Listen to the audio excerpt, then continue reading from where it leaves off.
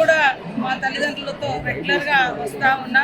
పోయిన సంవత్సరం కూడా రావడం జరిగింది, అంతకుముందు రావడం జరిగింది చాలాసార్లు. ఈసారి కూడా మన ముఖ్యమంత్రి రేవంత్ రెడ్డి గారు మా యొక్క సమ్మక్క సారలమ్మ గుడి నిర్మాణాన్ని అత్యంత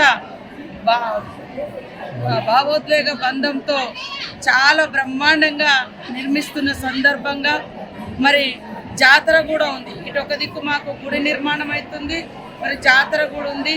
మరి కుటుంబ సమేతంగా ఈరోజు వచ్చి మొక్కులు చెల్లించుకొని మేము మళ్ళీ మేడారంలోనే జాతర సక్సెస్ అయ్యేంత వరకు కూడా మరి సమ్మక్క సారలమ్మను వనంలోంచి జనంలోకి తీసుకొచ్చి ఆ 4 రోజుల జాతర మహాఘట్టం ఘనంగా నిర్వహించుకునేందుకు ముందు ఇక్కడ మొక్కులు చెల్లించుకోవడం జరిగింది.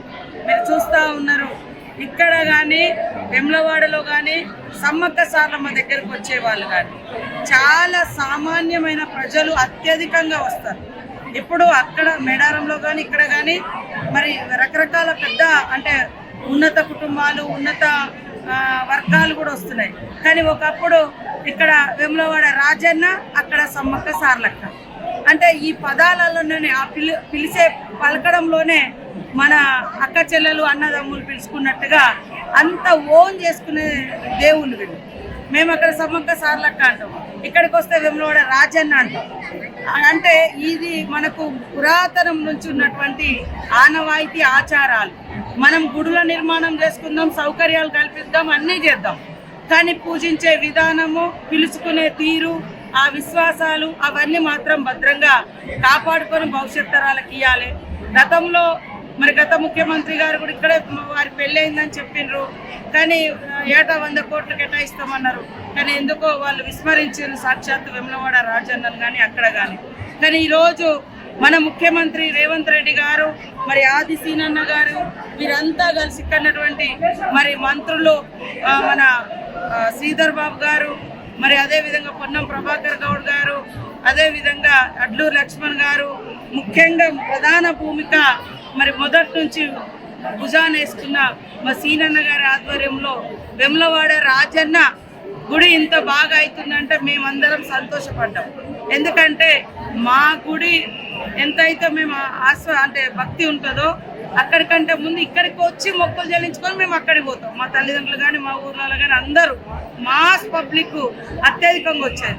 కాబట్టి సౌకర్యాలు అనేది కల్పించాల్సిన బాధ్యత ఉంది. మన సీఎం రేవంత్ రెడ్డి గారు సాధారణ భక్తుల యొక్క మనోభావాలను గుర్తుపెట్టుకొని మరి ఇంత గొప్ప కార్యక్రమానికి వారు శ్రీకారం చుట్టినందుకు నేను అంతకుముందు కూడా కలిసినప్పుడు చెప్పడం జరిగింది. అసలు వెమ్లవాడ రాజన్నను కొంతమంది ఏం డెవలప్ చేయొద్దు, ఏదో అవుతుంది, దర్శనం అయితే ఇట్లా అట్లా ఏదో రకరకాల దుష్ప్రచారాలు చేస్తున్నారు. కానీ ఇంత గొప్ప దేవుని దగ్గరికి ఇన్ని లక్షల మంది వస్తున్నారు. కాబట్టి ఇది చేపట్టడం సామాన్యులు చాలా మంది అన్నారు. అసలు ఇన్నేళ్ళు ఎదురు చూసడం మనం ఈ గుడి నిర్మాణం కావాలని. మాకు వరంగల్లో కానీ మా దగ్గర కానీ మేడారం అవుతుంది, మేడారం కంటే ముందు ఇక్కడ కూడా స్టార్ట్ చేయడం జరిగింది. మేము వాస్తవంగా మేడారంలో ఫస్ట్ గద్దెల మార్పుడే అనుకున్నాం, చిన్న పని అనుకున్నాం. కానీ చిన్న పని కూడా చాలా భావోద్వేగము, మరి విశ్వాసం, భక్తి, పూజారుల వాళ్ళ అనుమతి ఇవన్నీ తీసుకోవాలంటే భయపడ్డాం. కానీ పూజారులు అనుమతించినాక ముఖ్యమంత్రి గారి దగ్గర తీసుకెళ్ళి ఇట్లా చిన్నగా ఇది మారుద్దాం అనుకుంటున్నాం అన్న అంటే చేస్తే బ్రహ్మాండంగా చేసుకోండి, మీకు ఏం నిధులు కావాలో చేస్తా. ఓ 1000 ఏళ్ళు వాళ్ళ చరిత్ర 1000 ఏళ్ళ క్రితంలో స్టార్ట్ అయింది, మరో 1000 ఏళ్ళు ఉండేటట్టుగా కూడా మీరు నిర్మాణాలు చేసుకోండి అని మాకు అభయస్థం ఇచ్చి అన్ని రకాలుగా సపోర్ట్ చేసి రేపు 18వ తారీఖు నాడు అక్కడికే వచ్చి అక్కడే క్యాబినెట్ నిర్వహించి అక్కడే మంత్రులు, ఎమ్మెల్యేలు కూడా ముందస్తుగా వచ్చి బస చేయడం, పొద్దున 19వ తారీఖు నాడు ఉదయమే మరి గుడి పునర్నిర్మాణం అయినటువంటి గుడిని కూడా ప్రారంభించడం జరుగుతూ ఉంది. ముఖ్యమంత్రి గారు, మా క్యాబినెట్ మంత్రులు, మా ఎమ్మెల్యేలు, ప్రజాప్రతినిధులు అందరికీ, ఆల్ పార్టీ ప్రజాప్రతినిధులు కూడా మరి ఎమ్మెల్యే అంటే అసెంబ్లీలో అందరికీ కార్డ్స్ పంపించడం జరిగింది. మీ ద్వారా కూడా అన్ని వర్గాలను, అన్ని రాజకీయ పార్టీలను, అందరు ప్రజాప్రతినిధులు, ప్రజలందరినీ కూడా 19వ తారీఖు నాడు 6:30, 7 మధ్య నుంచి 8 గంటల లోపు సమ్మక్క సారలమ్మ గుడి పునర్ప్రారంభోత్సవం జరుగుతూ ఉంది.